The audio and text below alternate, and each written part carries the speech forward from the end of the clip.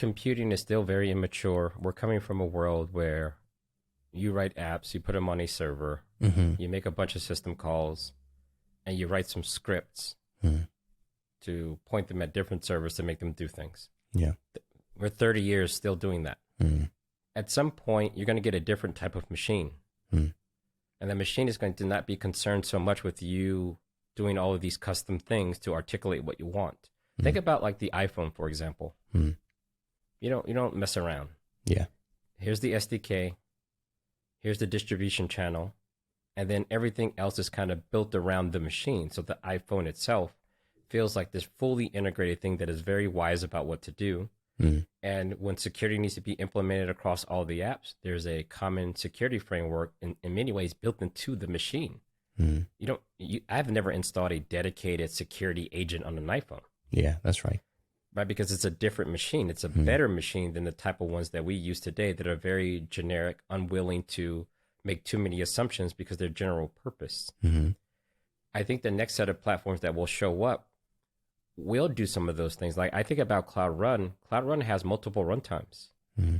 There's one that is a little bit more security focused, and it's backed by gvisor, which emulates the kernel but limits Mm-hmm. the system calls. We also have the V2 backend that is more like a VM-based type of architecture, but really lightweight. If you've ever heard like a firecracker from Amazon, similar technology at play here, but it allows you to do things like NFS and possibly mount GPUs and other things in the future. Mm-hmm. But we decide which one you need, based on how you want to use the application, or we give the user the power to choose. Mm-hmm. But it's the same API.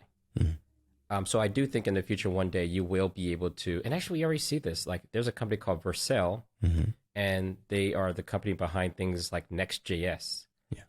But the marriage between their CDN and compute platform in the framework itself, when you're defining your logic, there's parts of things you can build. I think they call them something like durable functions or something. Mm-hmm.